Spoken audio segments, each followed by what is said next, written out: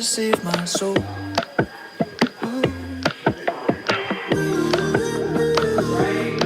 I'm swept up in a wave, swept up in a wave. Then I heard you say my name, yeah, yeah, yeah, yeah. Lost, I was lost, I was lost till you loved me. Now I'm found, now I'm found, now I'm found. Yeah, you took me to a place, it was safe, it was sound, sound, sound, sound, sound. Lost, I was lost, now I'm found.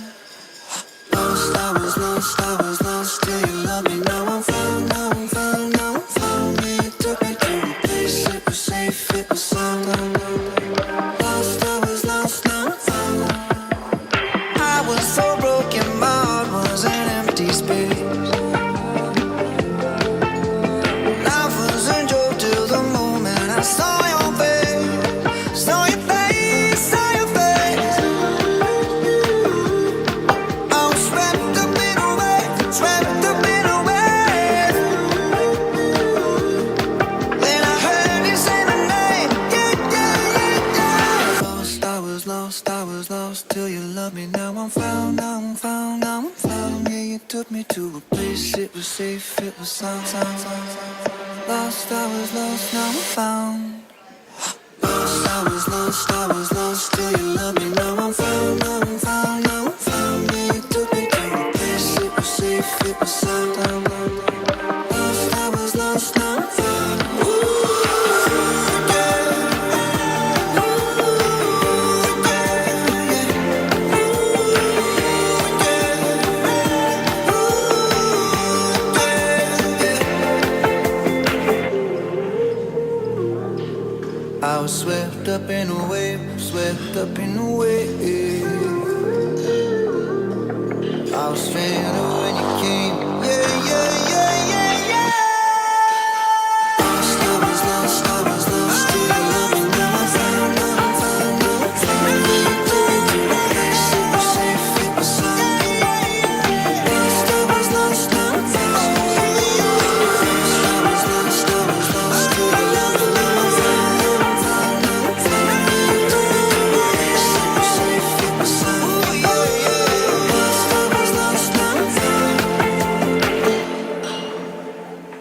Not even. It's like, yeah, it's like 3:40 because.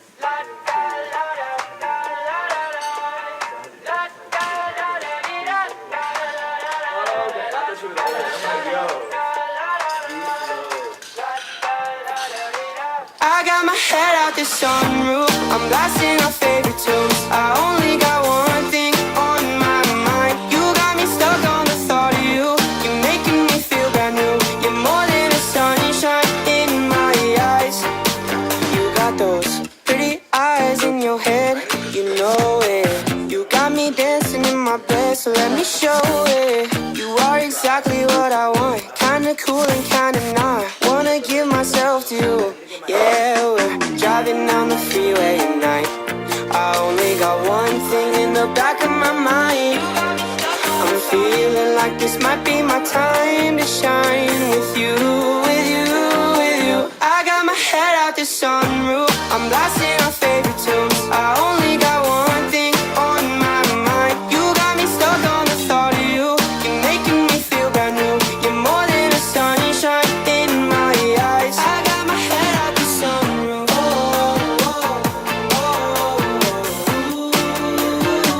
You got me stuck on the thought of you.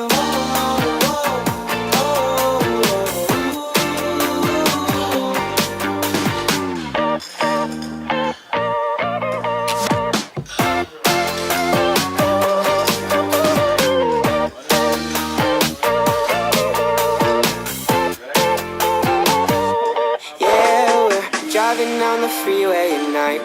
I only got one thing in the back of my mind. I'm feeling like this might be my time to shine with you, with you, with you. I got my head out the sunroof, I'm blasting our favorite tunes. I only got one thing on my mind. You got me stuck on the thought of you. You're making me feel brand new. You're more than a sunshine in my eyes. La da la da la la la la da da da da da da da da da da da da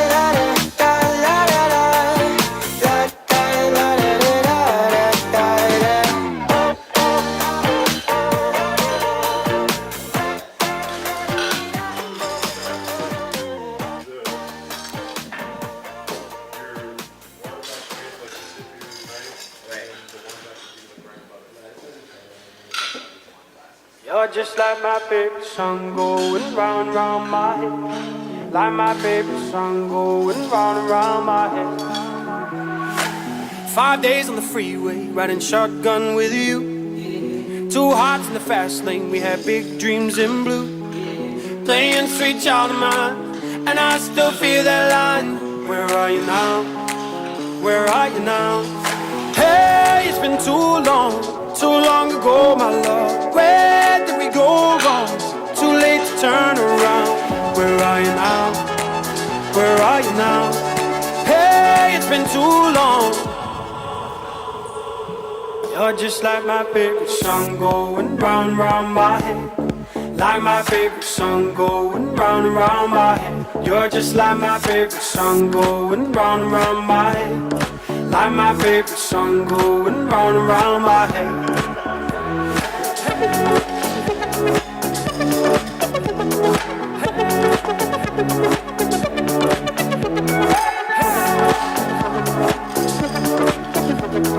Hey, it's been too long.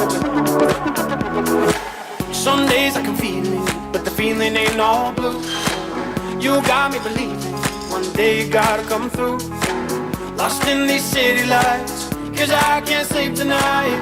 Where are you now? Where are you now? Hey, it's been too long ago, my love. Where did we go wrong? Too late to turn around. Where are you now? Where are you now? Hey, it's been too long. You're just like my favorite song going round and round my head. Like my favorite song going round and round my head. You're just like my favorite song going round and round my head. Like my favorite song going round and round my head.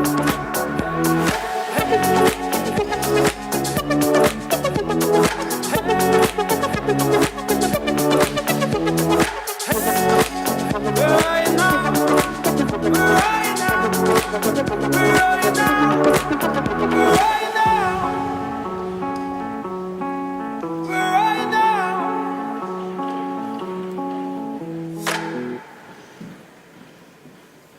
You see, tonight it could go either way.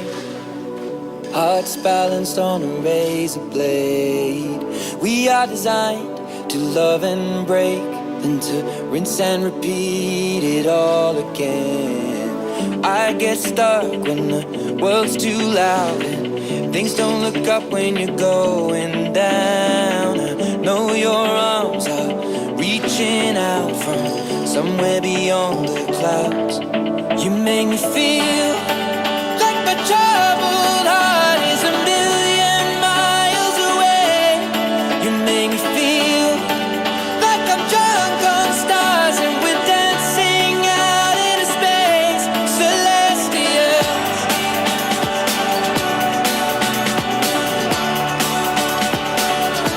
Celestial.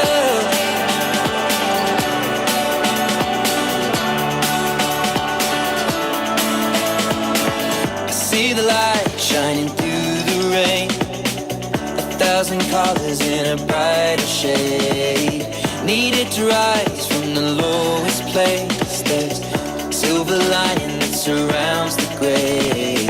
When I get lost, will it come back round? Things don't look up when you're going down. I know your arms, they are reaching out from somewhere beyond the clouds. You make me feel like my troubled heart is a million miles away. You make me feel like I'm drunk on stars and we're dancing out into space, celestial.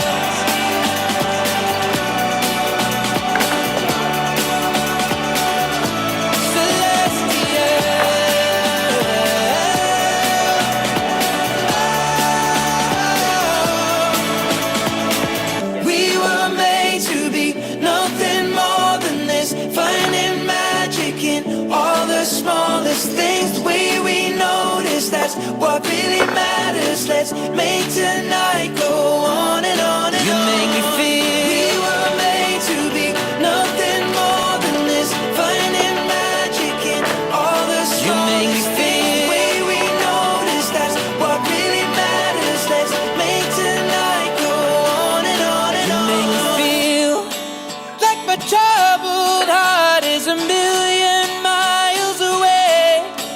make me feel like I'm drunk on stars and we're dancing out in space.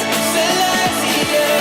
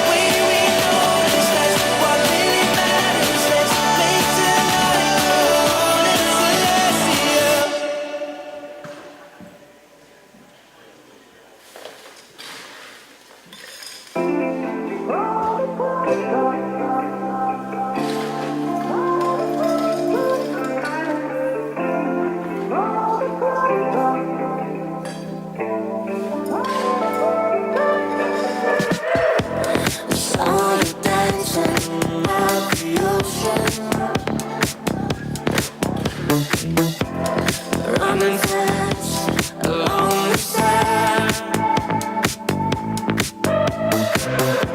a spirit born of earth and water,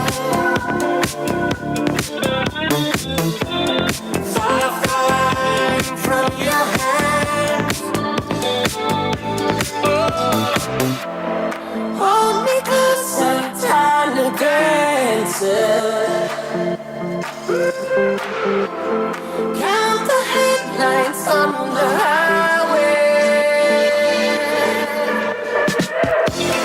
Lay me down in sheets of linen.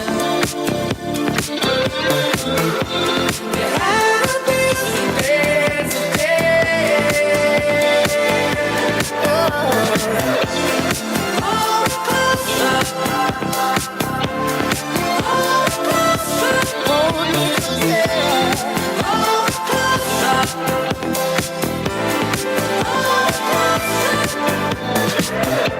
There are caravans we follow, drunken nights and dark hotels. Baby, when chances breathe between the silence, when sex and love no longer dream.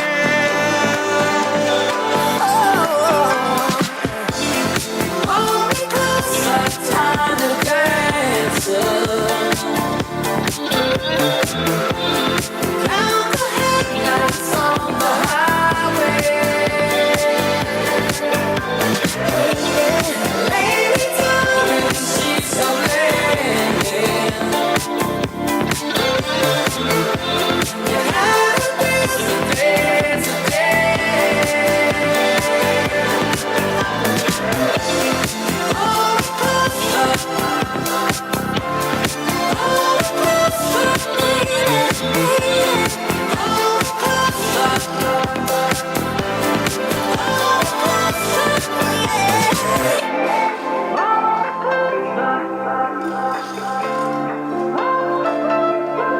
Hold me closer, me closer, me closer.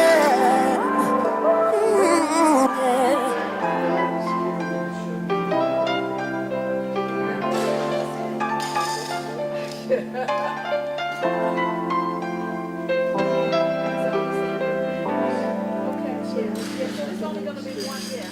He doesn't have a thing? He doesn't have a wireless? Memories follow me left and right. I can feel you over here, I can feel you over here. You take up every corner of my mind. What you gonna do now? Ever since the day you went away, no, I don't know how to erase your body from out my brain. What you gonna do now? Maybe I should just focus on me instead. All I think about are the nights we were tangled up in your bed. Oh no.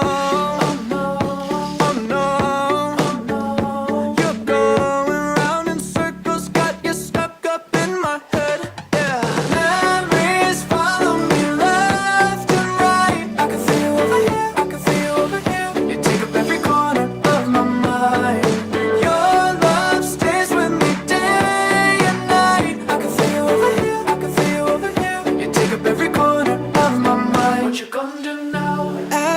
since the day you went away. So tell me how much more do I gotta drink for the pain? What you gonna do now? You did things to me that I just can't forget. Think about all the nights we were tangled up in your bed. Oh no, oh no, oh no, oh no. You're going round in circles, got you stuck up in my head. Yeah, memories follow me left and right. I can feel over here, I can feel over here. You take up every corner of my mind. Your love stays with me day and night. I can feel over here, I can feel over here. You take up every corner of my mind. What you gonna do now? Did you know you're the one that got away? And even though, baby, I'm still not okay. Did you know that my dreams, they're all the same? Every time I close my eyes, memories follow me left and right. I can feel over here, I can feel over here. You take up every corner of my mind. What you gonna do? Your love stays with me day and night. I can feel over here, I can feel over here. You take up every corner of my mind. What you gonna do now? I can feel over here, I can feel over here. You take up every corner of my mind. What you gonna do now?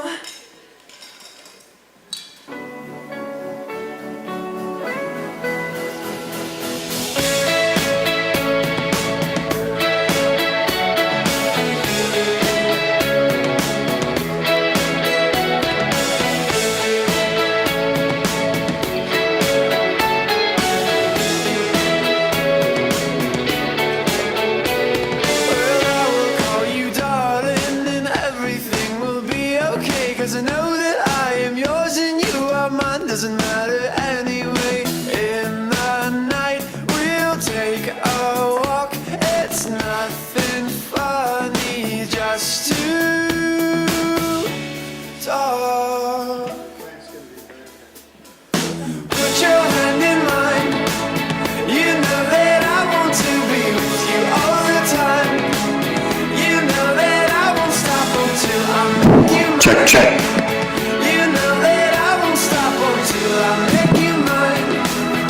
Until I make you mine.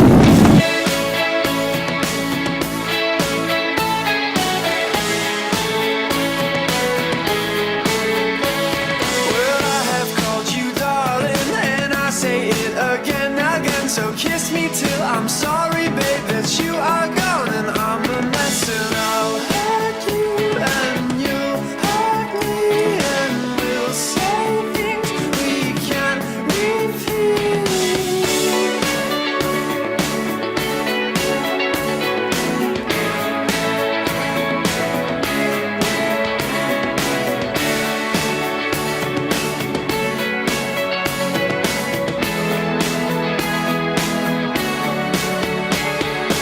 Put your hand in mine.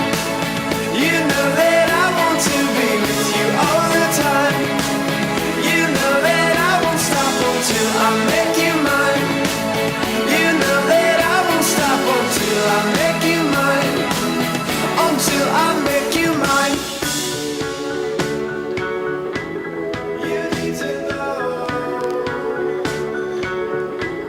We'll take it slow. I miss you so. We'll take it slow. It's hard to feel you slipping through my fingers are so numb. And how was I supposed to know that you were not the one?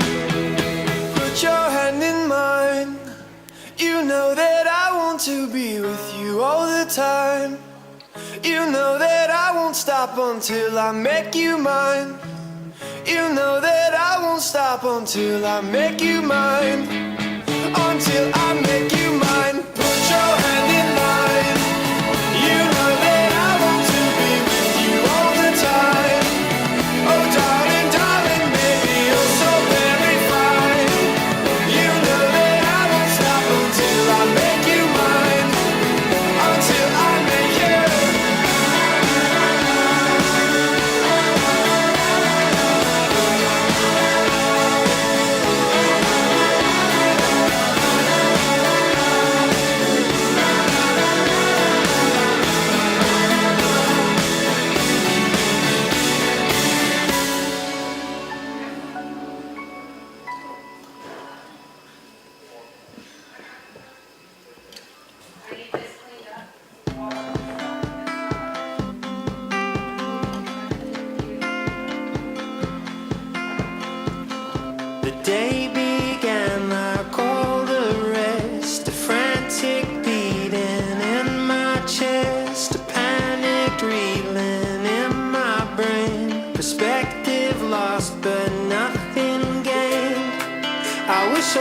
inside my shell.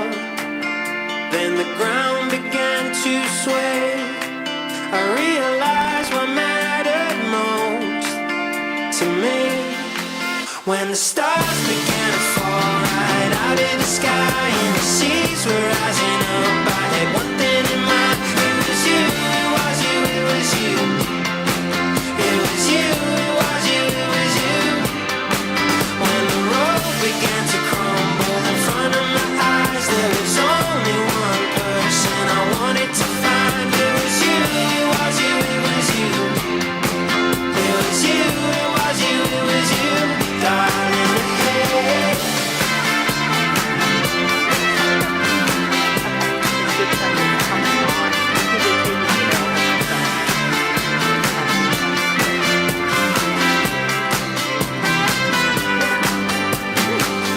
The precious moments that we shared, you slowed time down inside my head. I wish I'd found this clarity while I still had you close to me. But I was stuck inside my shell until the ground began to sway. I realized what mattered most that day. When the stars began to fall right out of the sky and the seas were rising up, I had one thing in mind. It was you, it was you, it was you. It was you, it was you, it was you. When the road began to crumble in front of my eyes, there was only one person I wanted to find. It was you, it was you, it was you. It was you, it was you, it was you, darling. Hey.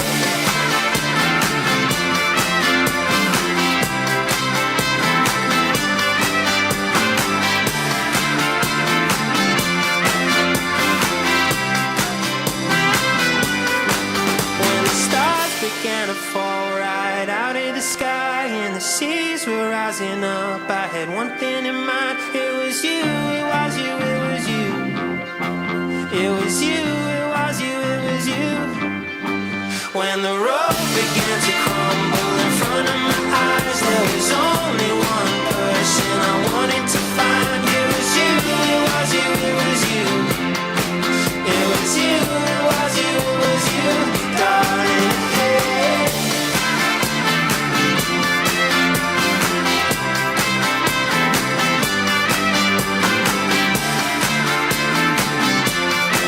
It was you, it was you, it was you, darling. Hey.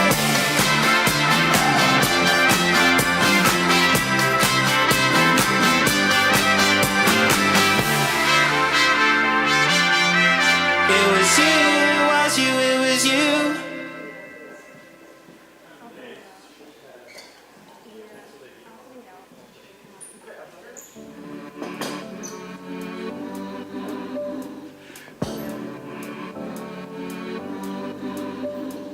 Me and Fear, we had a thing in 1993. Told me I was wasting time with all these silly dreams. I dated down, she knocked me down every time I tried. But I found joy in my life. Sorrow swept me off my feet in 2009. I took long walks on the beach next to the oceans that we cried. In grief she came and overstayed way longer than I'd like. But I found joy in my life. I found joy, yeah, she opened up my and got me like, yes. Oh, I found joy in my life. And there were days I did not know she would pack her bags and go. But that's my girl forever though, and she knows.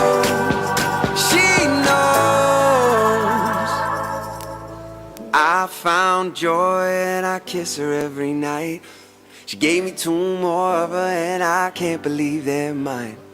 Now I'm basking in their light. I found joy, I found joy, yeah. Oh, I found joy in my life. I'll be like, yeah, yeah. Oh,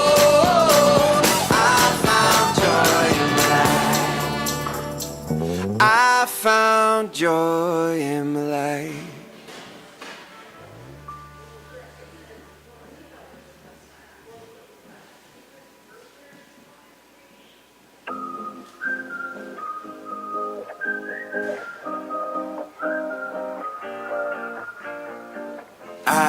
I wanna get numb and forget where I'm from. Cause looking in your eyes, like looking at the sun. I feel like you're the moon, I feel like I'm the one. I wanna get numb, numb, numb, numb. I wanna get numb and forget where I'm from. Cause looking in your eyes, like looking at the sun. I feel like you're the moon, I feel like I'm the one. I wanna get numb, numb, numb, numb. Wanna get numb, go crazy, wanna wild out. Cause lady, life's so short but amazing. Late night party in the basement, hotel lobby and I'm wasted. Just reached into my savings, I'll do it too if you take it. Yeah, life's only what you make it. I wanna get numb and forget where I'm from. Cause looking in your eyes, like looking at the sun. I feel like you're the moon, I feel like I'm the one. I wanna get numb, numb, numb, numb.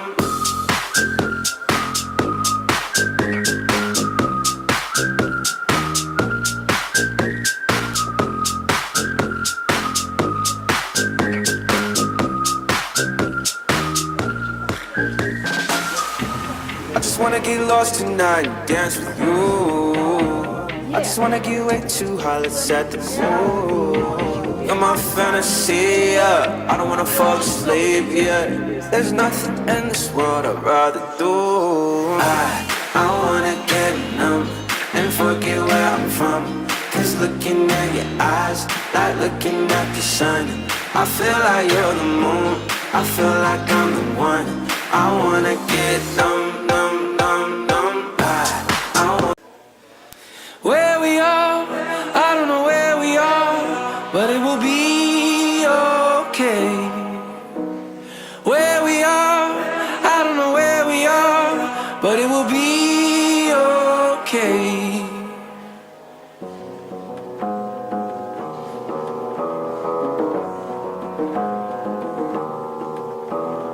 Laying on the table like I wasn't even there, holding on the steering wheel and coming up for air. What was I? Driving in the rain. What was I? Calling out your name, staring at the ceiling fan and feeling far away, leaning on the reasons like it wasn't even fair. What was I? Driving in the rain. What was I? Calling out your name. Where we are, I don't know where we are, but it will be okay. Where we are, I don't know where we are, but it will be okay.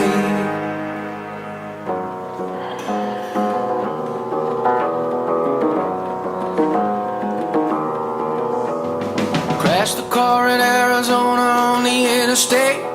People pulling over, crying, thinking we were dead. What was I? Driving in the rain. What was I? Calling out your name. I know who you wanted me to be. Always holding up your tragedy. Where we are, I don't know where we are, but it will be okay. Where we are, I don't know where we are, but it will be okay.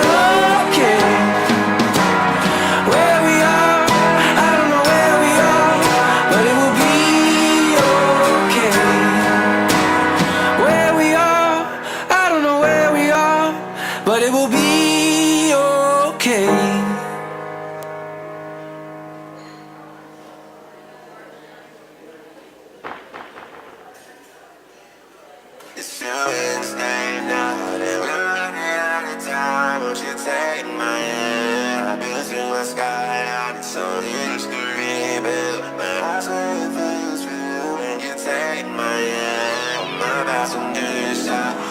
All eyes on you, setting lights for you. Such a beautiful world. But I swear it feels real when you take my hand on passenger side. Doing this day and night, we're running out of time. Won't you take my hand into my skyline? Something just to rebuild. But I swear it feels real when you take my hand on passenger side. Leave it all in our rearview as you pass the finish line. Just you and I racing under the green light. Intensify, lately I feel so alive. Beautiful world. It's like I'm living my dream, yeah. Feels like we're on LSD, yeah.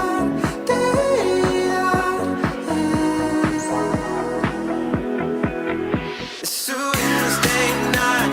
We're running out of time. Won't you take my hand into my skyline? Something just to rebuild. But I swear it feels real when you take my hand on passenger side. It's too endless day and night. We're running out of time. Won't you take my hand into my skyline? Something just to rebuild. But I swear it feels real when you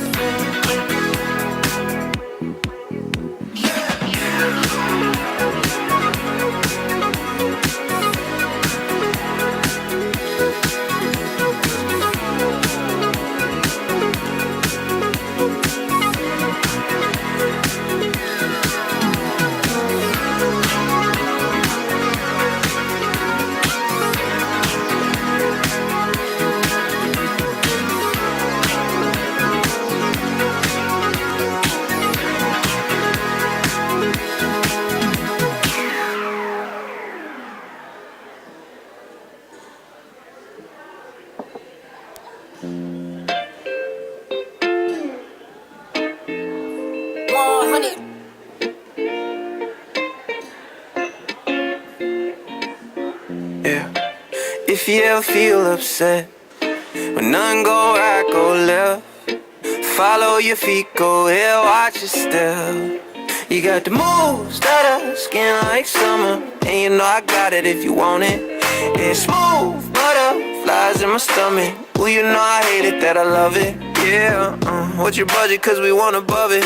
Wait, I wanna feel it, never wanna numb it. Dang, I'm thoroughbred, pure-blooded, always of the sun. So when you come by, undress, unwind, keep your face toward the sunshine.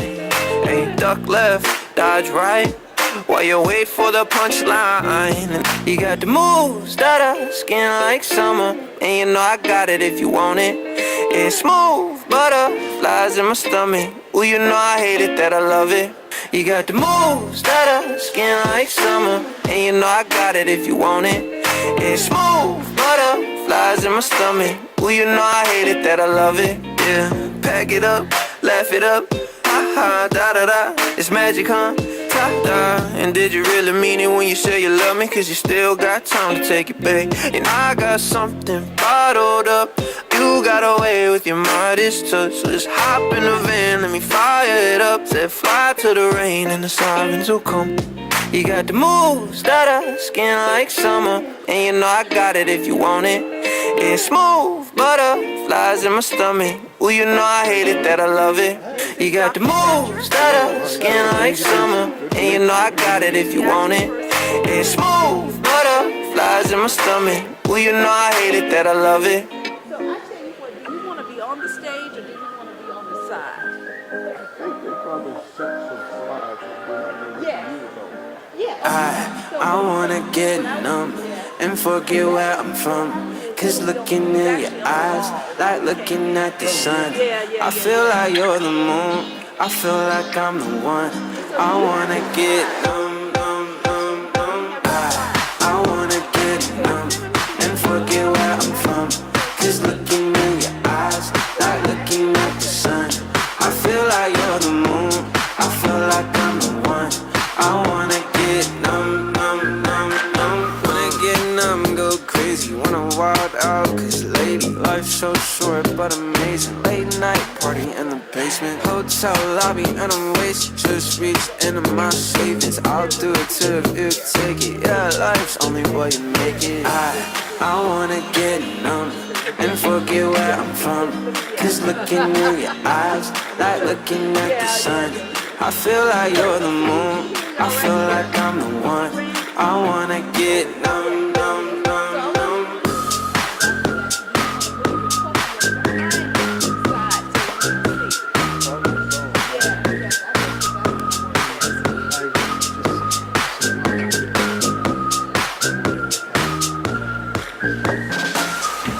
I just wanna get lost tonight and dance with you.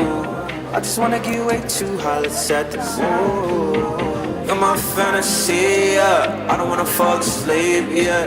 There's nothing in this world I'd rather do.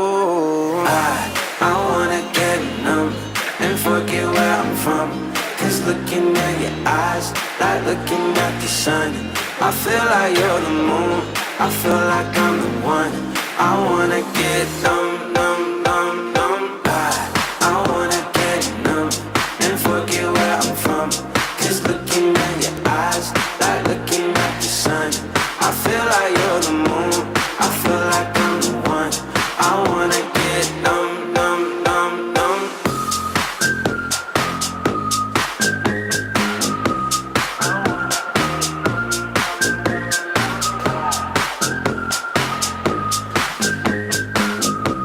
I wanna get numb, numb, numb, numb.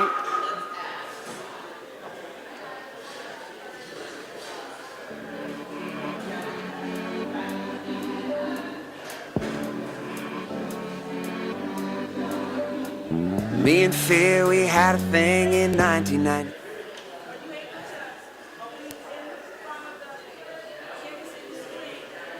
I think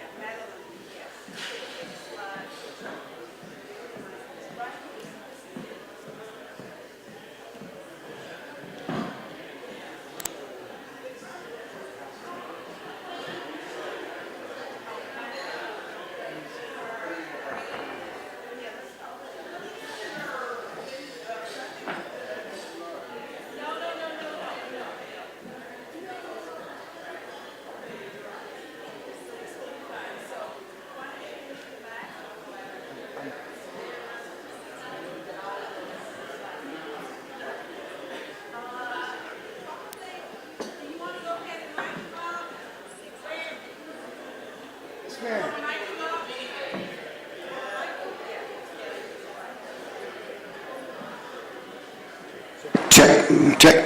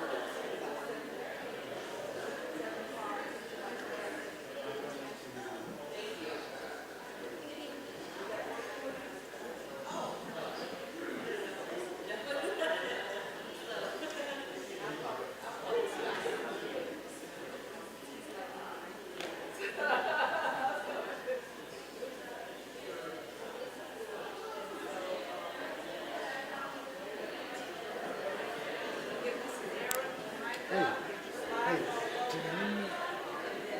I'm not supposed to be doing this. Okay. I'm not the tech person, but they're going to send me a PowerPoint presentation Okay. of some sort. I need to get it into You need to get in the computer. And Okay. do you know how to lower the screen? Yes, I can do that real quick. I'll have to get Alyssa to help me with the PowerPoint.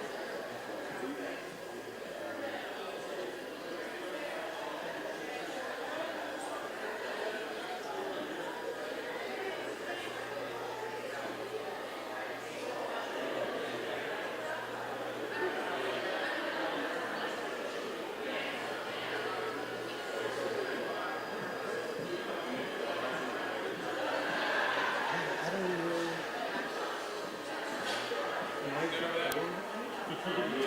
So they said that they would send yeah. Yeah, I feel like we have someone who should be here doing this. We don't know what we're doing. We're just happy. Yeah, I'm just supposed to film it. I like the way he's doing it rather than them coming out and asking. He's got glasses and white wine, right? So it's and they can care. They're not even like, what is that? It's up to fast. Yeah. Oh, I'll put it on the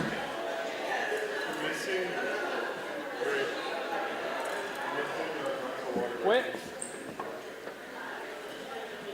We doing 3/4? Yeah.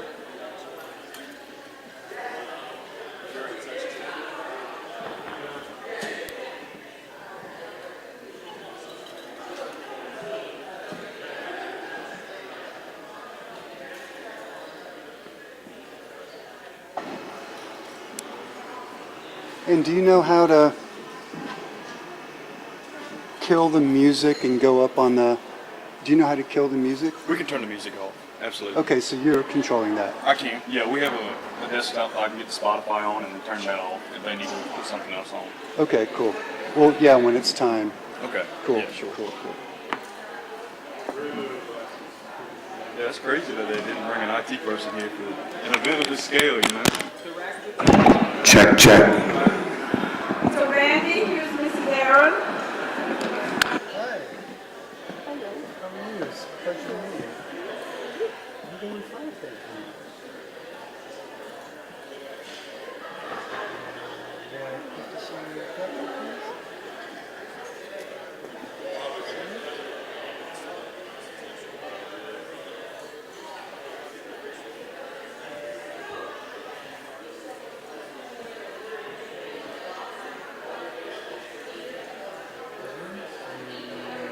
Put this in your...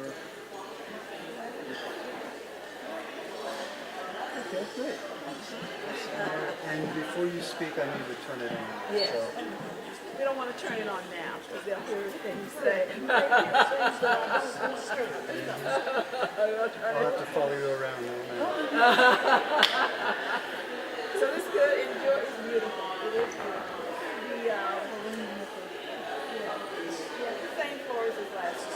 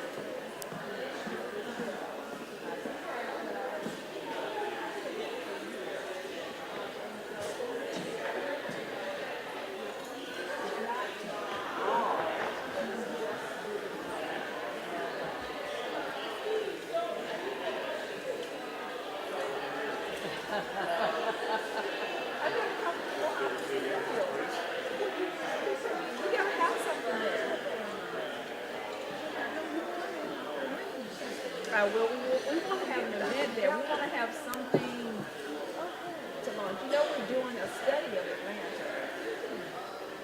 We're looking at the wealth and inequality in Atlanta.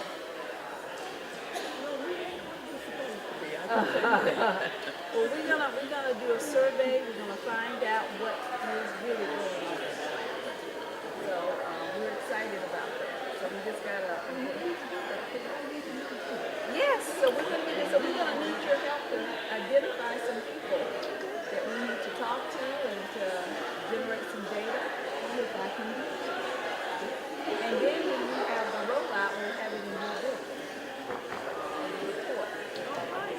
That is, yeah. Yes, that would be wonderful. And get the gentleman to do whatever he needs to do before we get started. Yes, yes, he'll turn you on. Would you like to? So we're gonna, yes, yes, ma'am. And so you don't have to get on stage. You can just stand right in front. If you want to, it's up to you. So there's a little step, 2 steps.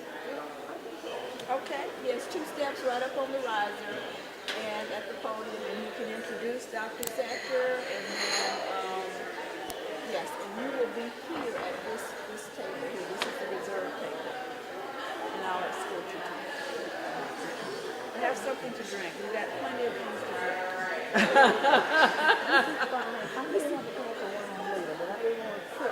No. Oh my God. No, I don't want you to trip either. I don't want you to trip either. So did you talk to him about did you find the slide, his slide? No, and I'm not familiar with this. The guy just was here and So showed how are me you the projecting? Who's projecting that on the screen? It's from the house. This is the screen. Oh, yeah. So, So can you I don't- call him? Can you call him and ask him? Because I sent him the slide. Because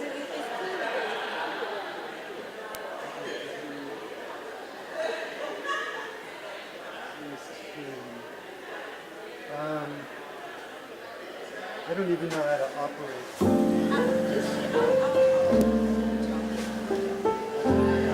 They have this number.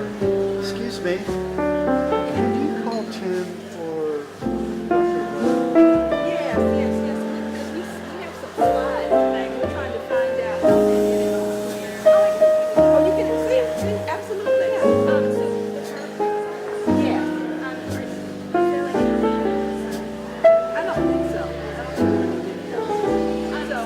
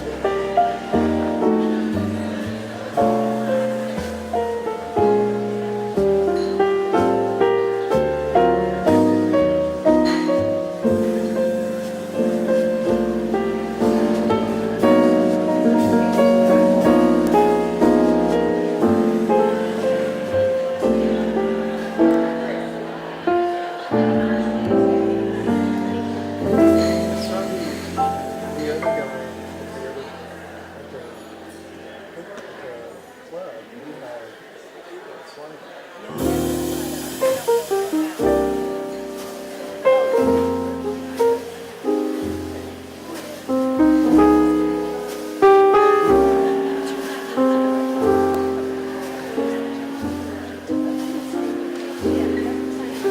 mean, there he is right there. The dark suit. Right here. Yeah, yeah. Well, yes,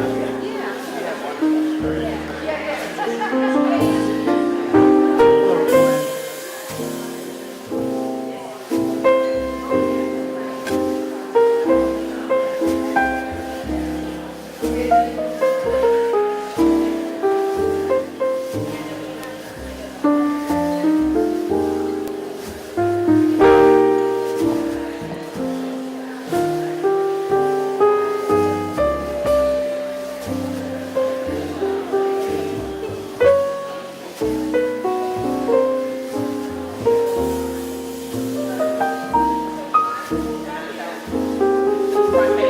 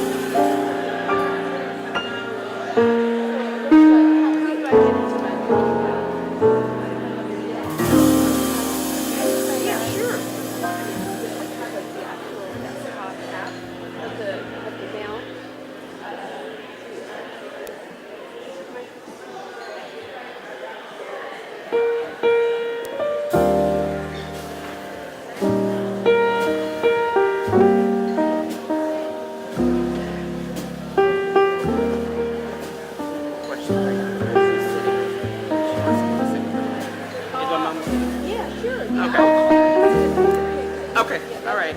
She was like, all right.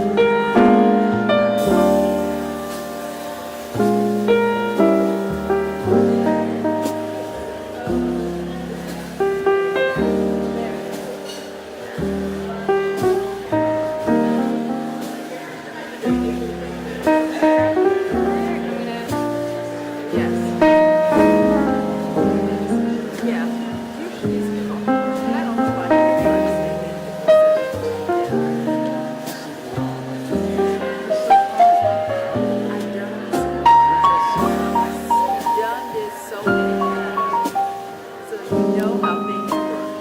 Yes, so you're at the head table right there with Mrs. Cook. There you are.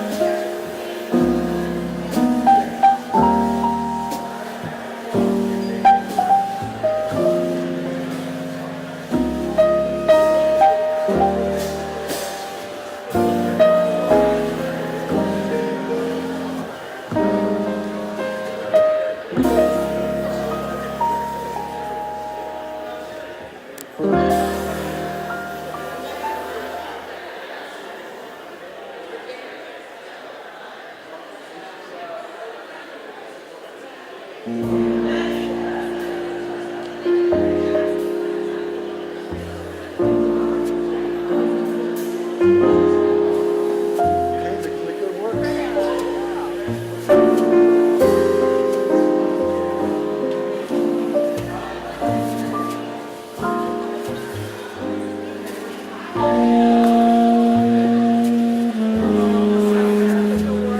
Yeah, so we're good to go.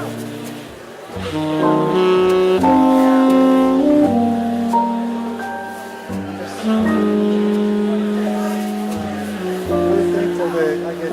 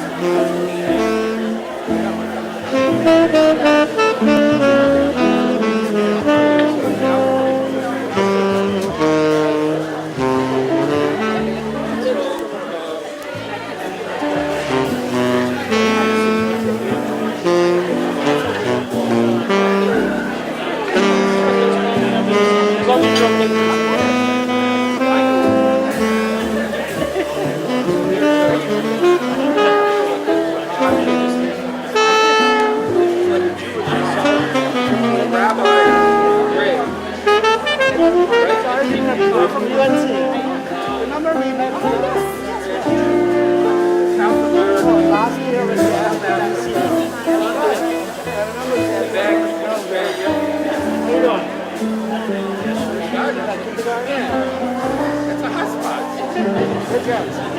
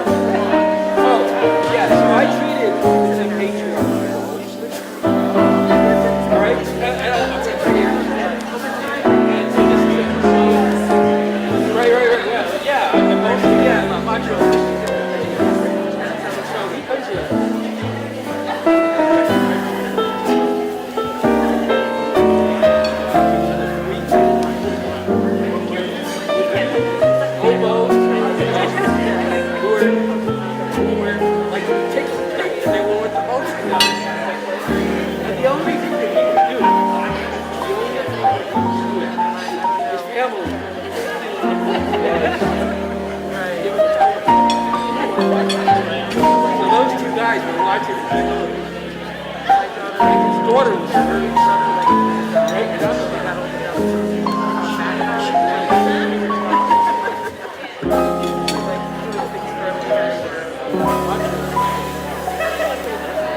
and it was like a fire.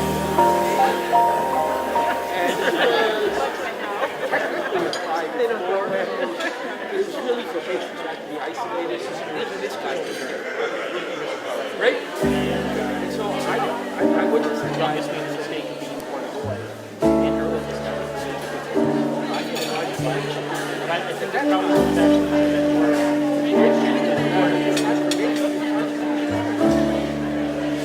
so, you know, I just wanted to be nice to her. So Friday afternoon, very reluctant. I decided to go to the game. I wanted, well, no, I wanted. The elevator on the second floor pulled up.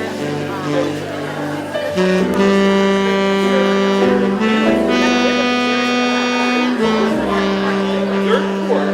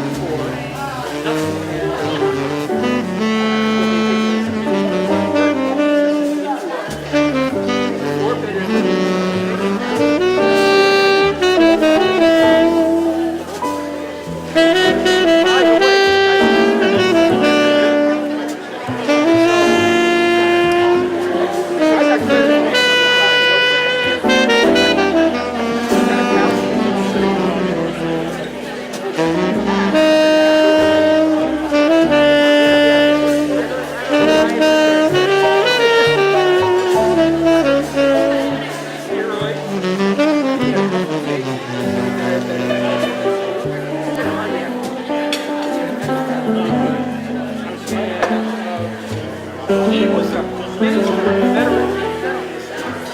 He was a minister,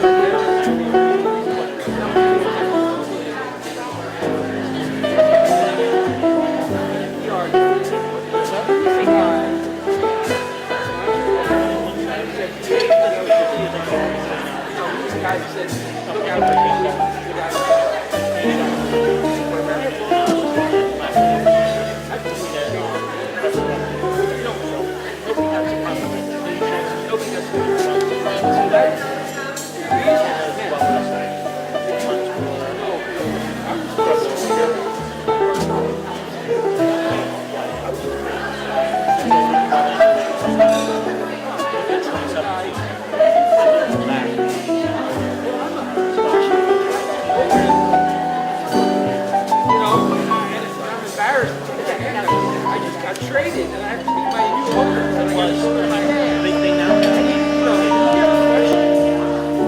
a question. You know what I'm saying? That I was just a regular guy. You know, and so well, you know,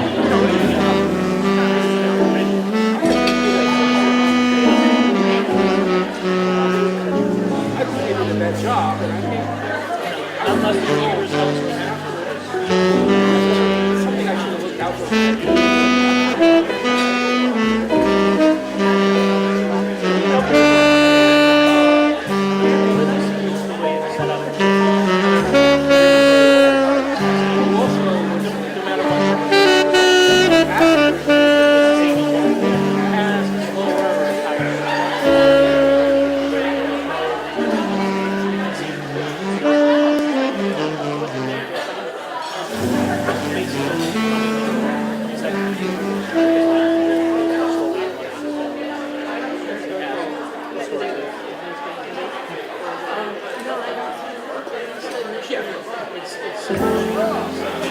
know that the U.S. government owns the murder?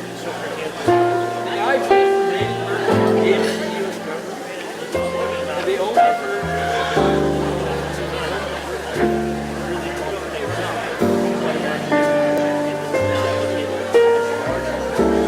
And so here I am working for and I already had this business back.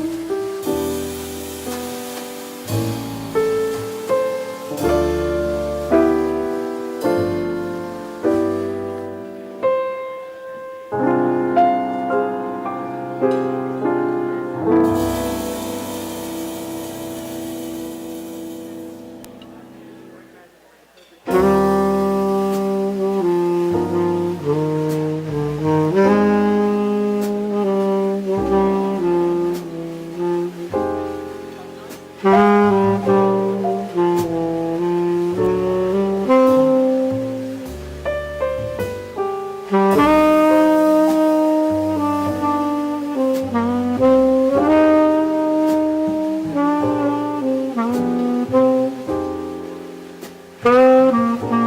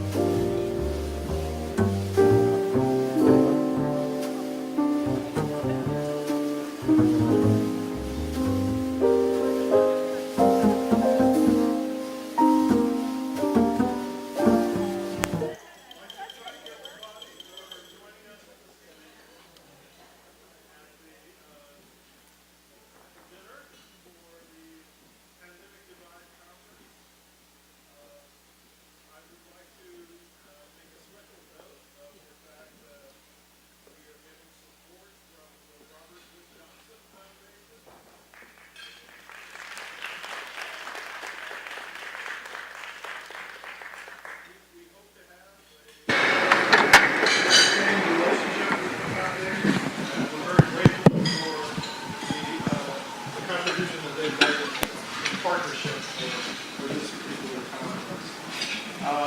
Second, I would like to say a special thanks to Gwen Wright. Thank you. That's right. And to Joanne O'Neill. The two of them have been with the Cook Center from its inception, and without their presence, the Cook Center would not be the success that it is now.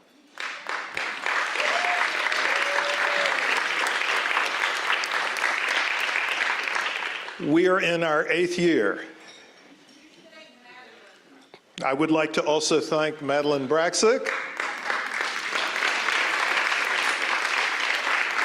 our communications specialist, who has played a central role in promoting this event as well as in providing the materials that you have been using in terms of our agenda and other written materials for the conference. So thank you very much. I was going to ask if everyone here who is affiliated with the Cook Center would please stand. And that will include the co-editor of the volume with Gwen Wright and myself, Lucas Hubbard. Lucas, wave your hand.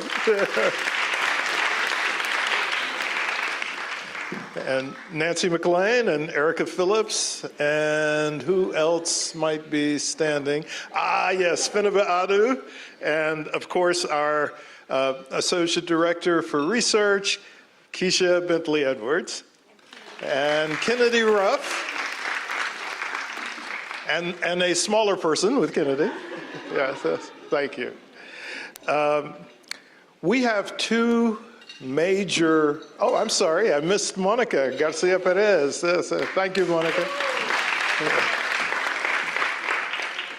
We have two major programs that I guess are frequently described as training programs at the Cook Center. I think that term is not adequate, but for the time being, I will use it and I would like to describe them. One of these is the Diversity Initiative for Tenure in Economics, which is a program that facilitates the transition of junior faculty members in the field of economics to becoming associate professors with tenure. And I'd like to ask all of the Dite fellows who are here to please stand. There's quite a few of them.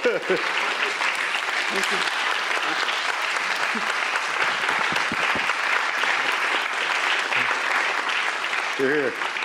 Thank you. The other training program that I would like to mention is the Hank and Billy Suber Aaron Summer Research Institute for Young Scholars. And this is a program that has been designed for the purposes of providing high school students with the opportunity to do original research on questions involving inequality. And they spend approximately 3 weeks each summer with us working on their projects.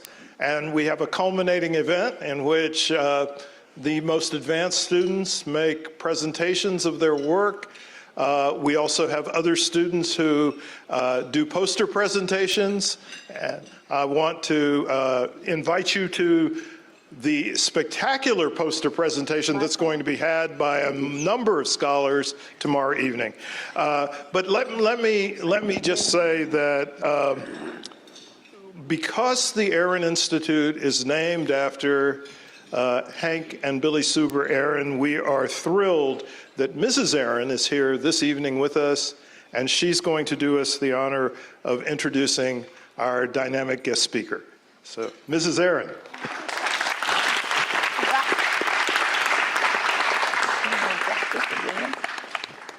Thank you. Do you expect me now? Yeah, please. Okay.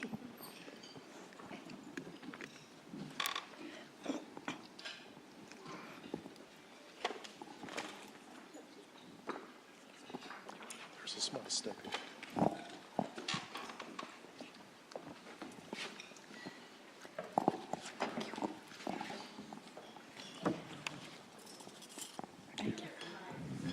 Thank you, Dr. Darity.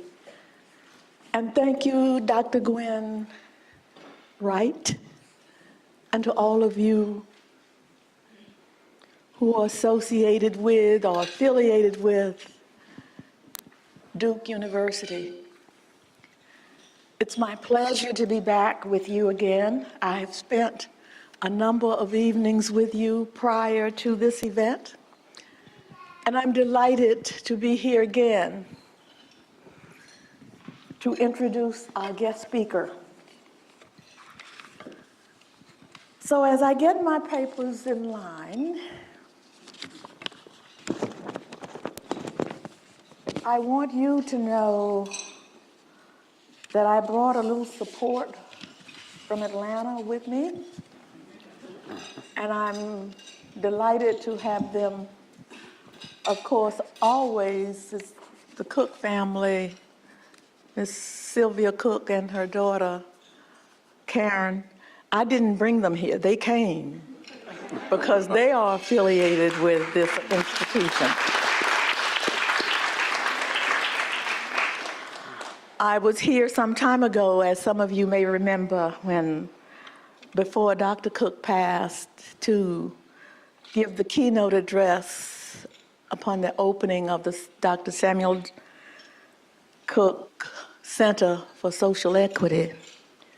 I'm very, very proud to be affiliated with that organization and to have this opportunity to speak with you briefly as I introduce the speaker for the evening. It must be borne in mind that the tragedy of life doesn't lie in not reaching your goal. The tragedy lies in having no goal to reach. It isn't a calamity to die with dreams unfulfilled, but it is a calamity not to dream. It is not a disaster to be unable to capture your ideal, but it is a disaster to have no ideal to capture. It is not a disgrace. I didn't get them quite together. To reach the stars. But it is a disgrace to have no stars to reach for. Not failure, but low aim is sin. Those words from Dr. Benjamin E. Mays, who was the president of Morehouse College for some 27 years, I believe, were delivered every Tuesday morning, perhaps not the specific words, but he spoke to the Morehouse men every Tuesday at chapel. And they were fed those words. They grew up on those words. And those words were apropos to Dr. Samuel Cook, to Martin Luther King Jr., and to any number and all of the Morehouse men. One other quote that I would like to make is this. He did not write these words, he told me, but they were anonymous, and they are. I have only just a minute, only 60 seconds in it. Forced upon me, can't refuse it. Didn't seek it, didn't choose it. But it's up to me to use it. I must suffer if I lose it. Give account if I abuse it. Just a tiny little minute, but eternity is in it. Those were words that were often quoted by Dr. Benjamin E. Mays. I share these words with you because our guest speaker for today grew up at Morehouse College, attended Morehouse College for some 4 years, I guess. Maybe he might have gotten out sooner because he's so brilliant. He might have finished in 3 years, or for that matter, in 2 years. I'm not sure. But he was introduced to those words. He listened to those words quite frequently, I'm sure, that Dr. Mays gave to his students. He fed them well, all of them. And they all, to a man, I believe, can probably point to these words at some point in their lives to associate themselves with the teachings of Dr. Benjamin E. Mays. Now, Dr. David Satcher and I met many years ago at Morehouse when he was a student in an exercise class. I dropped out because I couldn't keep up. But he stayed in, and along with all of the work that he did at Morehouse, he continued his outlook on health and healthy eating and healthy drinking, for that matter. But David was well known on campus. At the time, as I recall, Dr. Charles Meredith had organized this exercise class and had invited those of us who were on the staff at Morehouse to participate. And of course, that we did and loved and enjoyed, along with Dr. David Satcher.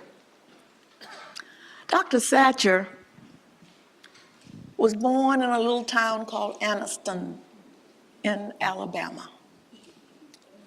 Anniston is within 100 miles of Atlanta. I don't know exactly how far. But it too is, was, and will always be one of those little southern towns that have always put barriers in our way and that always saw us a little differently from the way they saw themselves. David Satcher is lucky, is blessed to be here.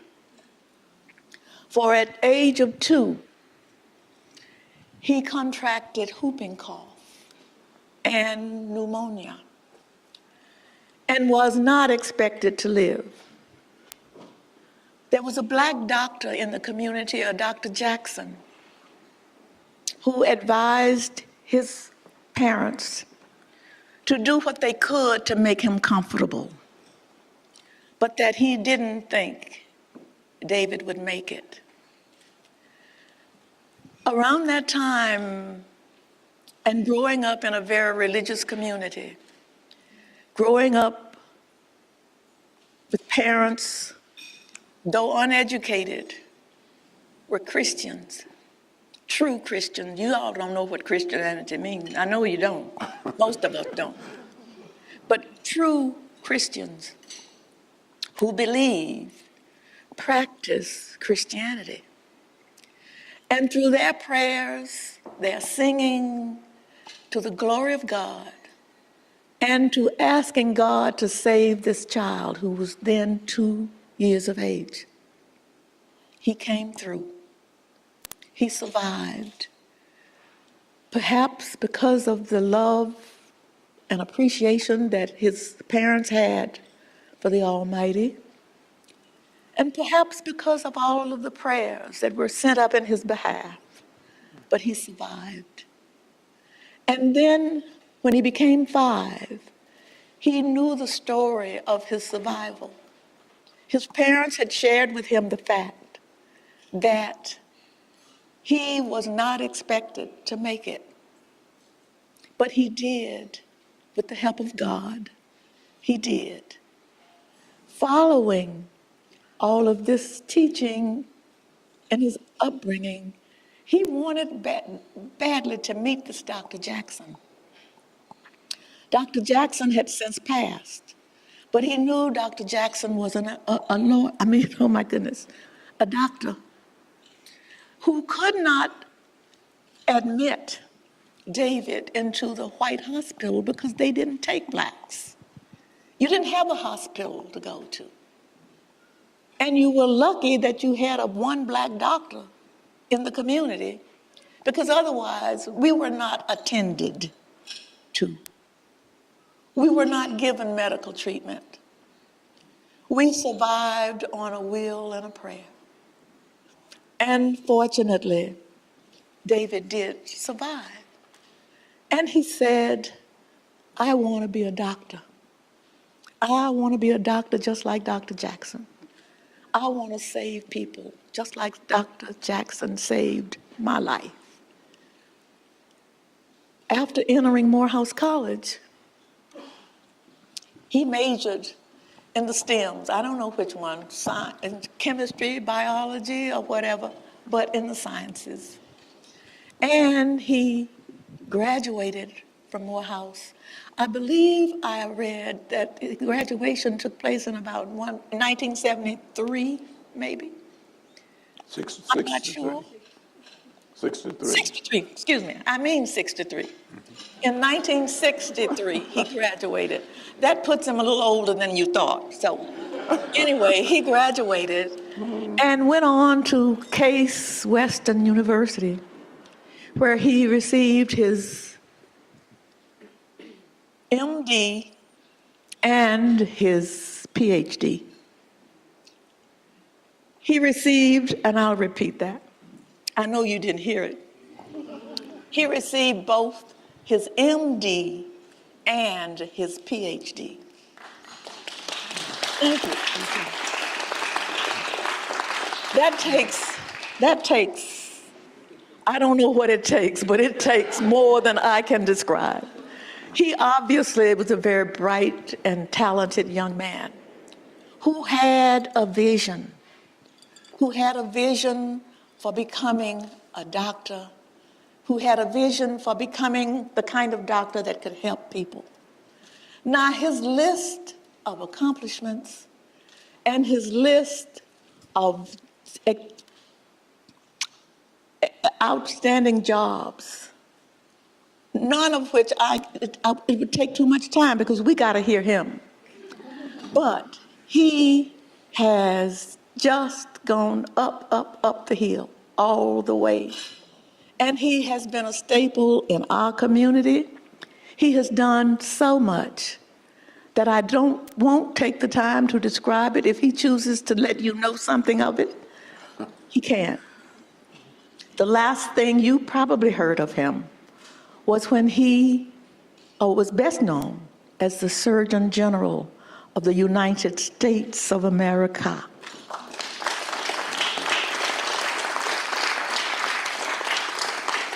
He was the Surgeon General. This little 2-year-old who might have lost his life, who might not have been in a position to get further help and to survive whooping cough and pneumonia, became the Surgeon General of the United States of America. Ladies and gentlemen, please welcome the former Surgeon General of the United States, Dr. David Satcher.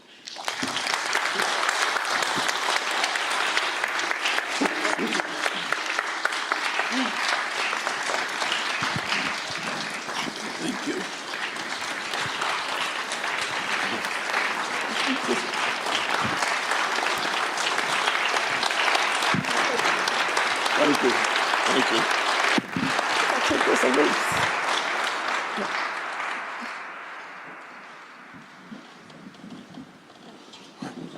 Well, thank you very much. I must say I'm delighted to be here, to be able to join you on this occasion, because we have, I had two mics, so I didn't have any excuse. But I do want to say sincerely how pleased I am to be with you, how much it means to be a part of a program named for Samuel Du Bois Cook. We have deep roots together. When I was telling somebody earlier, but when I was president of Meharry, I believe it was, and Sam was president of Dillard, the president of historically black colleges, especially the larger ones, decided to get together every 3 months to really plan together fundraising and changing, things. And Sam Cook was a leader in that group. But I was very fortunate. As you've heard, I have a history of being very fortunate. But being in that group, with that group, really gave me the kind of support that I needed as president of Meharry at a time when most people thought Meharry was going to close. But Sam Cook was one of those people who was always there to contribute to whatever our role was, not just Dillard, but Meharry and others. I do want to thank Billy for that introduction, because I knew the introduction would be better than the speech. So, see, I've known her for quite a while. And so, really, thank you for that. I'm going to be fairly brief, because I think with that introduction, you've already heard a lot of what I believe and what I stand for. And I want to keep it. But I'm going to use some slides. I don't know whether you use slides here very often, but as Surgeon General, I had the opportunity to release 14 reports. And I'm just going to mention a few of them.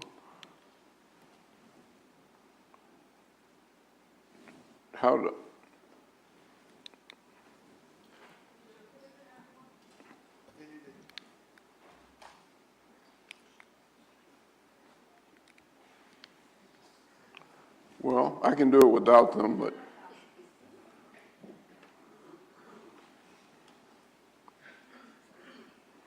I don't want to talk about every one of the reports, but I want you to get a feel for what I was concerned about as Surgeon General of the United States.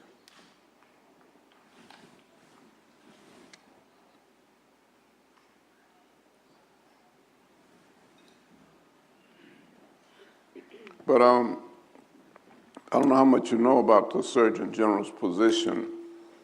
It's a very special position, and there is no position like it that I know of in any country in the world. And so it sort of occupies a very special place. And it also has played a major role in the eradication of diseases. We've only eradicated one disease. Does anybody want to help me with that one? Smallpox, that's exactly right. And the eradication of smallpox had a lot to do, of course, with vaccines, right? Vaccination. And I say that because I know that today there are a lot of people who don't want to be vaccinated, don't want their child to be vaccinated. But all of the evidence would suggest that vaccines have been, if not the most effective weapons against disease, certainly one of the most. So a lot of lives have been saved because of our ability to immunize or vaccinate children.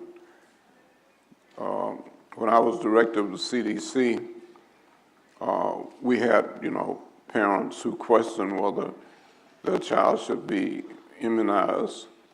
But in time, we were able to get measles, mumps, and rubella. This one? Yes. Arrow on the right. Yes. It's probably just me. Is it? Yeah. Don't worry about it. I can do it with that.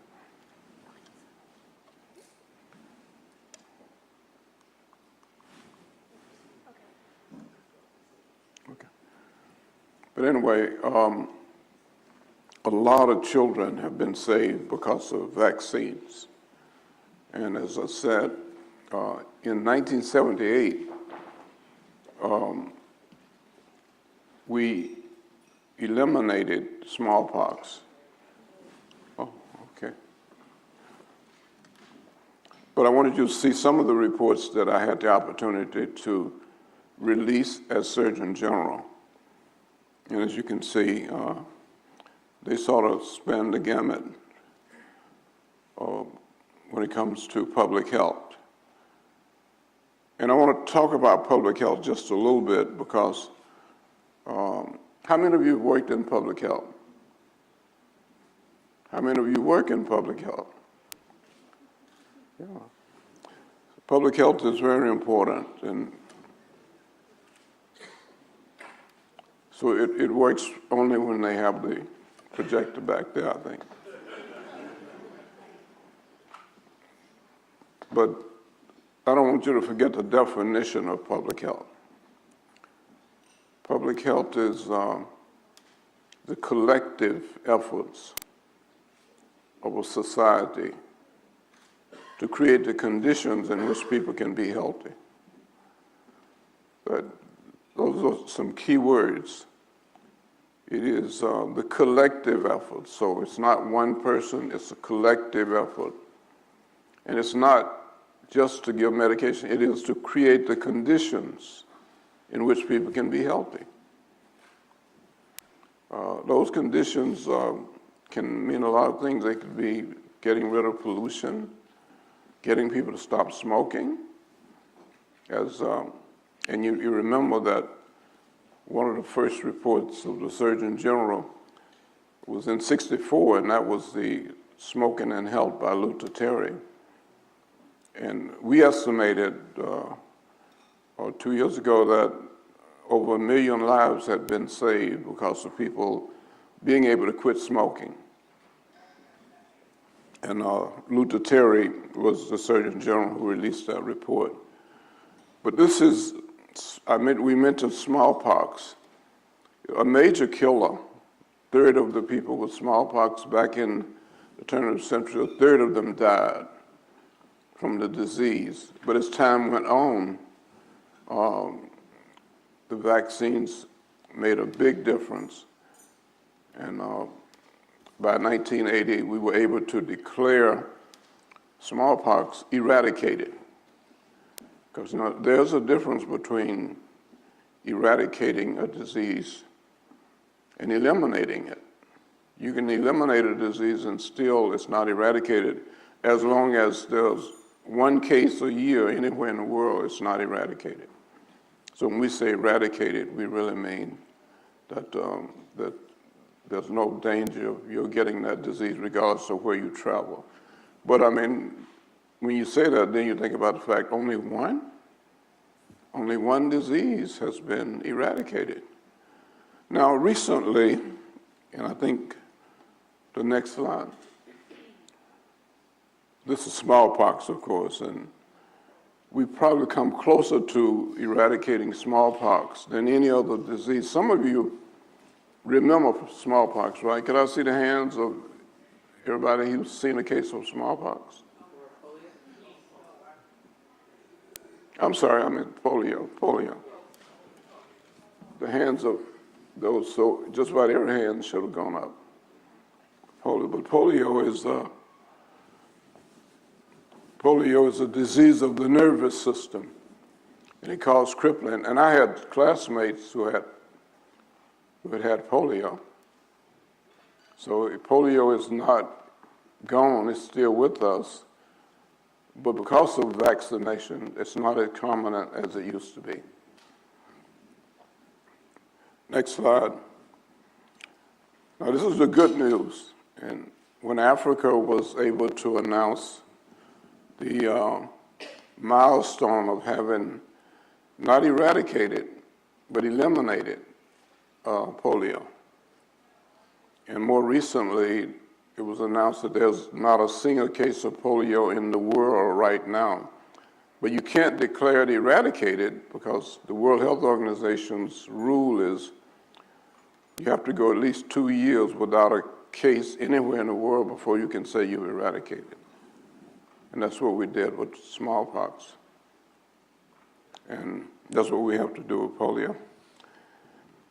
Well, I wanted to, when I became director of the CDC, one of my concerns was, obviously everybody knew that I was concerned about the fact that African Americans are disproportionately affected by many diseases, right?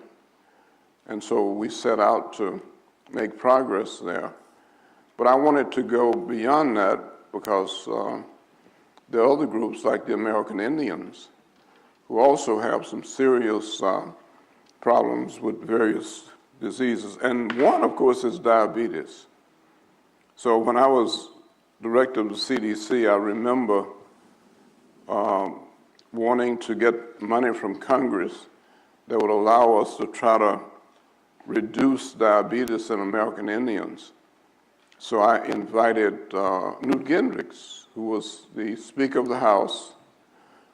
We weren't friends, but he came, and my staff had told me that, he won't stay long. He'll probably be here for 15 minutes, and then he'll say he has to go. So, but we did our research and found out that Newt had people in his own family with diabetes. So when we presented to him the nature of our concern for diabetes, he spent 2 hours with us. And when he left, he promised that he would get the money for us to launch a program to reduce diabetes in American Indians. And he did. He followed through on it. I hope you can read these lines, but it tells quite a story. A story of from 2010, and it really goes beyond 2013. But and by the time this was over, of course, I was no longer director of CDC. I was Surgeon General. But as you can see, Native Americans have more diabetes than any other race or ethnicity,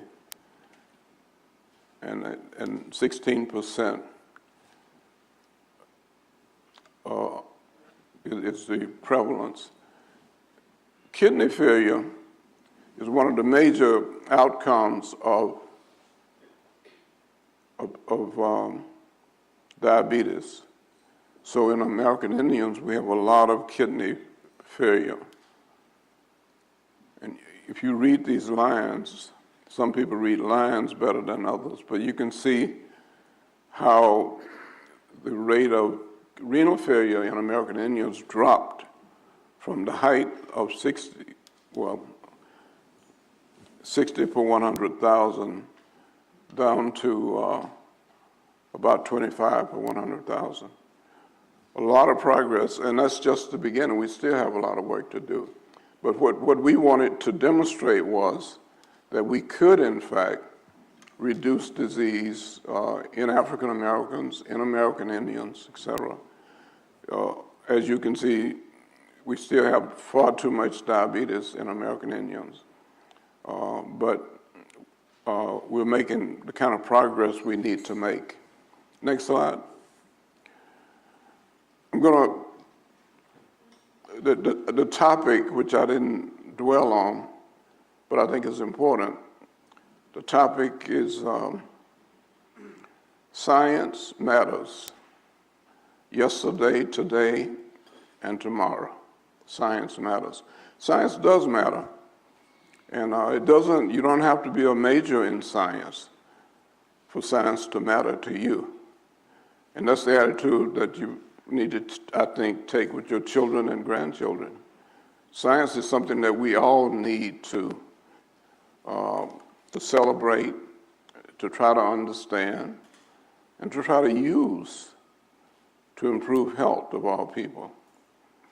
And so that's what this is about.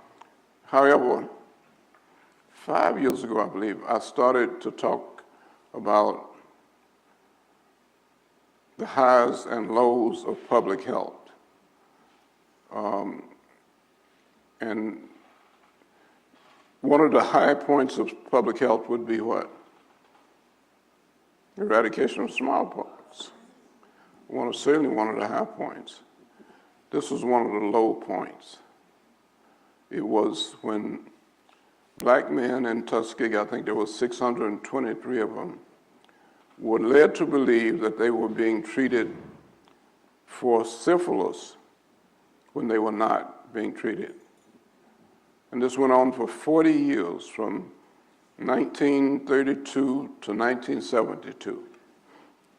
When I became director of the CDC in 1993, one of the first things I had to deal with was a committee report. Whatever happened to those black men who were studied but not treated? It's not the only situation of what has happened, of course, but I think it's important to know that there have been some really low points in the history of public health, and they've been related, many of them, to racism, to people making a difference in terms of how aggressive we treat. And that's why, as director of the CDC, I was determined that we were going to go after kidney failure and diabetes in American Indians as well as in African Americans. These men, if you count them, I think there were 5. There were actually 6 there at the meeting, because when I received the report, they recommended that there be an apology, a national apology for the Tuskegee study. And I picked up the phone and called Donna Shalala and President Clinton. And President Clinton said immediately, I agree that we need a national apology. You can't have public health if people don't trust the system. You might as well forget it. I'm not just talking about vaccination, I'm talking about public health, the collective efforts of a society to create the conditions in which you can be healthy. That's what public health is. But these men, it's amazing, 40 years later after the study started, most of the men were deceased. And so there were only about 8 to 10 left. 6 of them were able to come to Washington for the apology. And as you can see, one of them went to the bathroom or something. Was not there when President. But if you want to read something that's really interesting, you might want to go back and read the apology that President Clinton issued for the federal government, for the Public Health Service, for what had happened to these men and their families. So we're not there yet. I mean, still a lot of things that we have to change. But we've got to keep working at it. Next slide. Now this is Luther Terry, who released the first Surgeon General's report on smoking and health. And that report came out in 1964. And this is Luther Terry holding up his report. When I was director of the CDC, I met Dr. Terry's son, Michael. And we used to talk, and he said, well, you know, my dad was a smoker. I didn't know that Luther Terry was a smoker. But the story is that when he released his report, it was on a Saturday morning. Now, often people will schedule things on a Saturday morning when they don't want anybody to be there, no press, as opposed to a lot of people writing it up. So anyway, he issued his report on a Saturday morning, and the story is that he was riding in the back seat of his car with his assistant, and his assistant said, well, Dr. Terry, you know the first question they're going to ask you when you release this report? Dr. Terry thought about that, and he said, no, what's that? He said, well, they're going to ask you if you smoke. And Dr. Terry said, oh, they wouldn't ask me that. Why would they ask me that? So he went on to the press conference, did just an outstanding job of releasing the report. First question, Dr. Terry, do you smoke? He said, no, I don't. And so the reporter had done his homework. So he said, well, Dr. Terry, when did you quit? And Dr. Terry said, I quit 30 minutes ago. He never smoked again. You know, if he smoked, he hid from everybody. Wow. Okay, next slide. Well,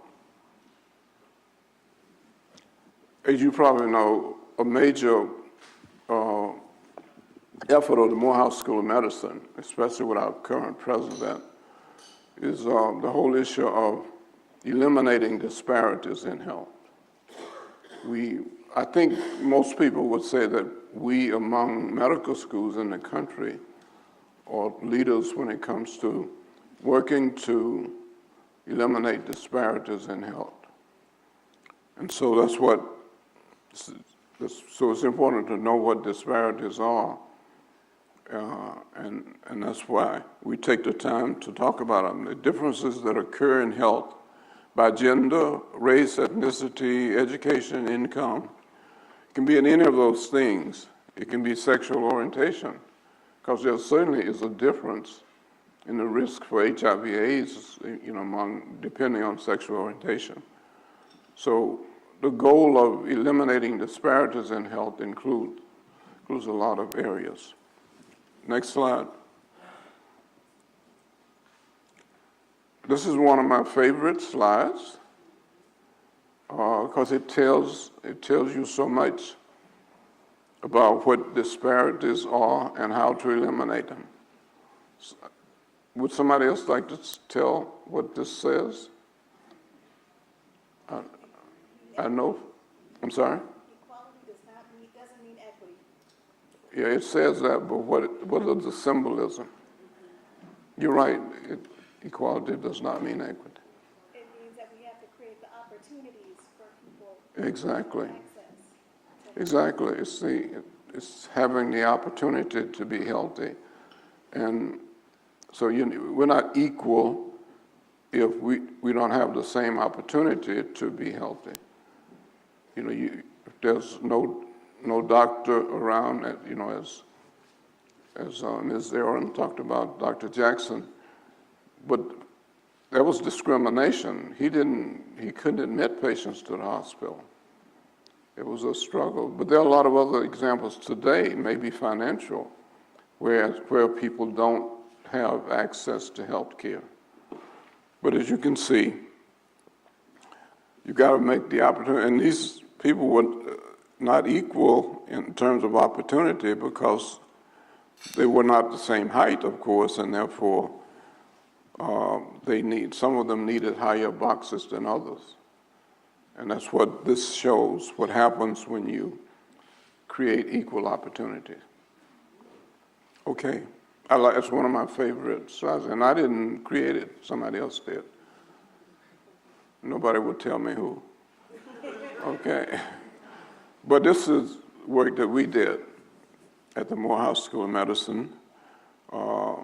Some of you remember Dr. Russ, who is now at Florida State up there.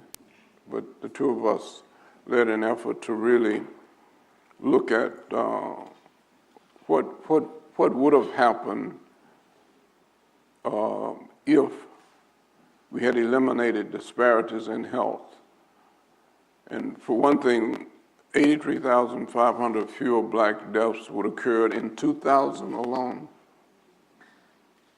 That year alone. Think about that, 83,500 if African Americans had the same opportunities in terms of access to health care. But not just health care, right? Because what we found a few years ago was that a lot of young people, teenagers, younger, grow up without safe places to play, right? Now, I don't want to use that as any excuse because there is no good excuse for not being physically active, and yet most people are not physically active. So that means that it's not equal. But young people, children, deserve an opportunity to be physically active in a safe place. And if they don't have that, then they're not going to be as physically active. Next slide, I'm going to move. I didn't cover all of those. Well, can you give me back that slide? I'm not going to cover the whole thing, but you can see 24,000 fewer deaths would have occurred from heart disease, 22,000 from diabetes. See, just think about all of those areas where are different. You go back to the slide with equity and equality, and you see how it plays out when it comes to differences. So that's what we should be about. We should be about creating the opportunities for people to be healthy. And that includes not just access to the hospital, which Dr. Jackson didn't have, but also access to quality health care. Next slide. Did you skip a slide? Okay. Down at the bottom, and I'll go fast through this, 2.5 million blacks, including 620,000 children, are not covered by health insurance, who should be covered. So there is disparity in terms of who has access to health care based on who has insurance coverage and things like that. Next slide, I'm going to go on and finish.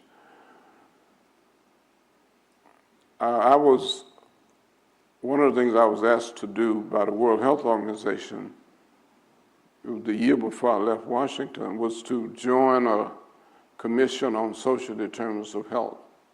And we went all over the world looking at different countries in terms of how social conditions affected health.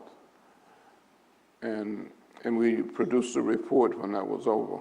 And you can, if you want to, I would recommend if you are in public health especially, that you go back and read that report on social determinants of health. Social determinants. The guy who heads the Satcher Health Leadership Institute at Morehouse now, does anybody know who that is? Who heads the Satcher Health Leadership Institute? You gotta be kidding. Okay. No, his name is Daniel Dawes. He's a really outstanding young man. We're very fortunate. But he has written a book entitled The Political Determinants of Health. The political. And he really, as somebody who spent 12 years in Washington, which Daniel did, looking at how laws are made and things like that.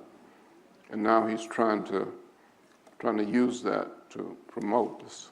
Next slide, I'm almost there. I am going to take a minute to say to you that one of the areas that's been most neglected in public health is mental health. Mental health. Among our children, in families, there are families who won't seek treatment for their children if they think they're mentally ill because they think they're going to be blamed let me tell you something. Just as things go wrong with the heart, the lung, the kidneys, and the liver, things go wrong with the brain. They always have and they always will. The only question is, how will we respond? Because if we respond on a timely basis, we can intervene. The brain is an organ just like all other organs in the body, and in many cases, we can prevent future deterioration. And I'm not talking about just preventing things that happen on the football field, which we need to be concerned about too in terms of the brain. Well, in 1999, I released the first ever Surgeon General's report on mental health. Mental health, a report of the Surgeon General. Then in January 2001, we released Children's Mental Health. In 2001, we also did Culture, Race, and Ethnicity.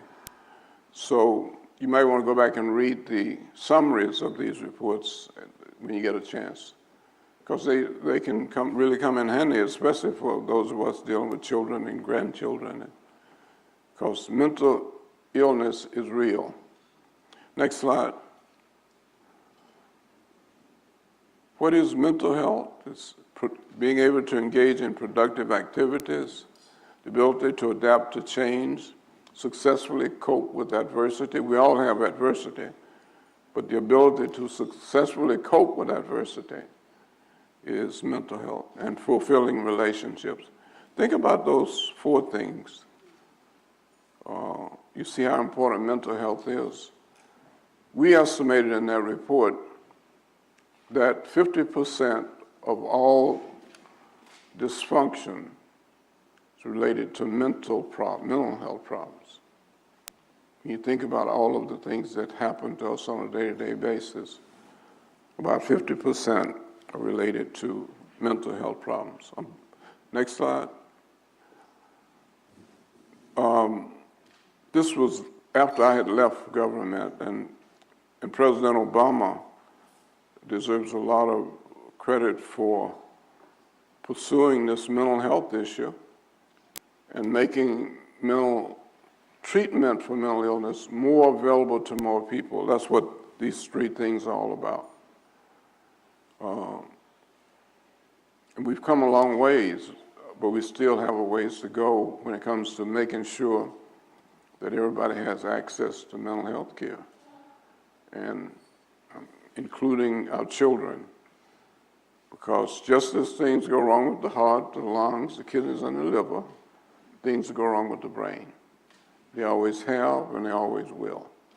The only question is, how will we respond? How will we respond? And if we respond appropriately, we'll save a lot of pain and suffering. Okay. Any questions about? These were the three main components of the Affordable Care Act, which passed under President Obama. And Patrick Kennedy, who works with me at the Statue Leadership Institute and is one of the grandsons of the Kennedys that we know best.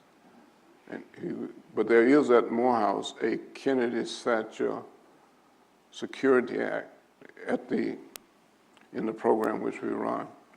And Patrick Kennedy and I had that. But it will go on long after we are gone, I guess. Next slide. I'm going to end with this, and I'm just going to say, ultimately, you know, we're concerned about how much stuff costs, right? Well, what this says is that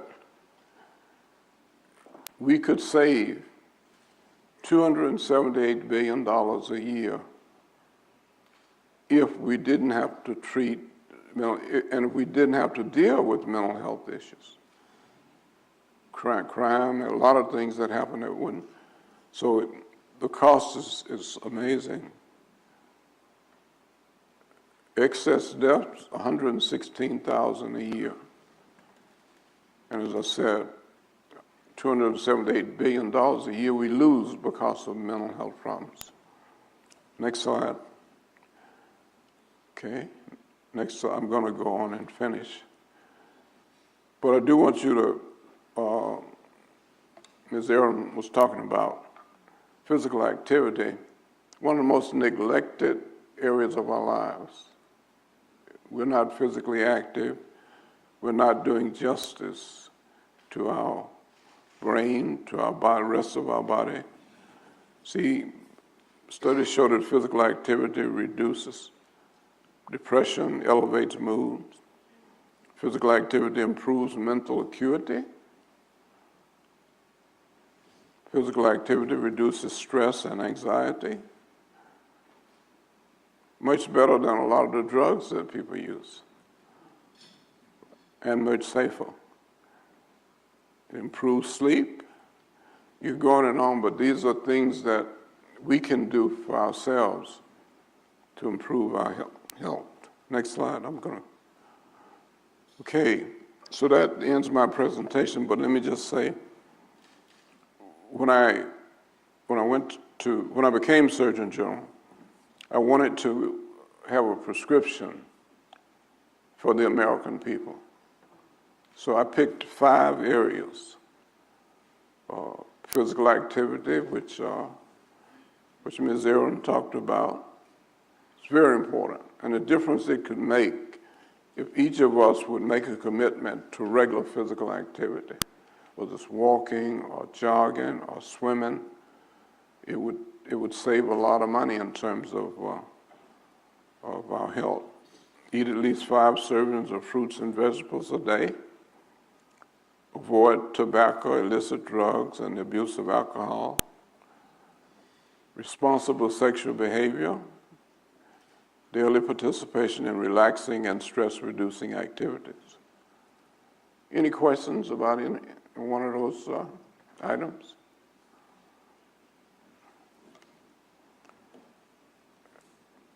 That's a prescription. That's what that is. It's a prescription. You follow that prescription, and I guarantee you, your health will improve.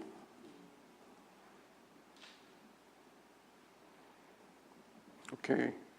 Is there one more? That should be the last one. This is what we say at the Satchel Health Leadership Institute. If somebody asks us, well, who do you decide, since you're a leadership institute, how do you decide who should be prepared to lead? And we point to 4 things. One, we're looking for people who care enough. Care. Because if people don't care, then we're not going to be successful. And a lot of people don't care, unfortunately. Know enough. And that doesn't mean that they don't need to be trained. It just means that they know enough to know that there are certain things that are required for leadership. People with courage, the courage to do enough, and leaders who will persevere until the job is done. That's the Satchel Health Leadership Institute's motto. Next slide. And that ends my presentation. Thank you. Should we have questions? No, thank you very much. This is terrific. Okay. Thank you. Thank you. Thank you.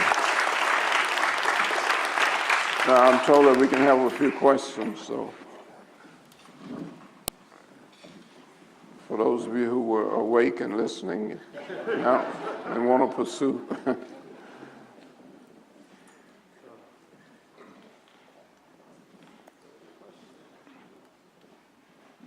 Yes, go ahead. So, how have you handled people who deny the need for a lot of the health care, so especially with vaccines? How do you manage And mental health care. and mental health, yes. How do you fight back, or not fight back, but counter, is probably a better way, counter those people who would say you don't need the vaccines? So not just COVID, yeah, very good. but also Yeah. the measles, mumps, rubella. Yeah. How do you manage that? Well, I mean, I think the record is pretty clear that what vaccines have done over the years the number of lives that have been saved. It doesn't mean that everybody who gets a vaccine is not going to get a disease, but the evidence is pretty clear that people who get vaccines are much less likely to get the disease. No question about it. And that goes for COVID-19 and many other diseases that we can mention. But I do remember when parents didn't want their children to have measles, mumps, and rubella. They just, they had to be shown, they had to be convinced that that was the case. So we cannot afford science, whether it's the science that led to the vaccine for smallpox or polio, or science that we're dealing with right now in terms of new developments. Science matters. We can't just ignore it because it sounds good to say. And you may not trust the government. I can think of many reasons why you might not trust the government. But for the most part, we've got to get better control with our votes, right? When it comes to the government, then we can feel safe and comfortable. Yeah. So we can take one more question. Can you talk a little about your involvement in the civil rights movement? Well, the question was, say a little bit about my involvement in the civil rights movement. Well, you heard Ms. Aaron's discussion about Dr. Mays, and he was dynamic, as she said. And so even though he never asked any of us to go to jail, I think he created the kind of environment where many people were motivated to want to participate, students at Morehouse, students at Spelman, Clark, etc. So several of us went to jail. Some of us went to prison because of getting arrested. And I think it was good for us, even though it was, you're taking a risk when you drop out of class. I used to love to go to jail or even prison once and come out and make this one of the highest grades because, understand why I showed you, so to say. But the fact of the matter is that Dr. Mays wanted us to do well. He didn't believe that we should use the movement as an excuse. But so he supported out going to jail, but also doing well. Thank you.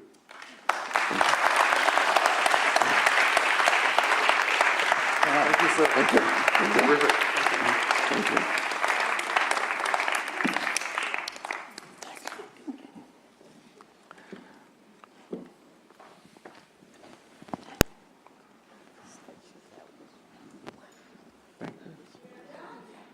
Thank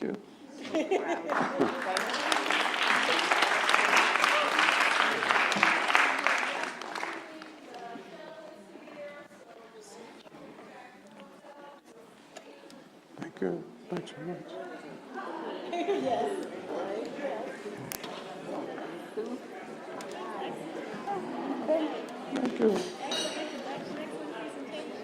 Thank you. Well,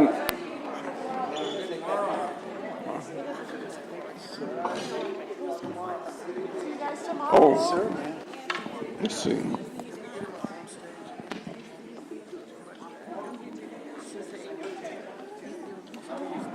Thank you, sir.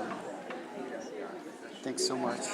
Mexico, hey. You don't want exercise? We just saw the thing about 30 minutes, 30 rain and 30-minute walk. That's about right.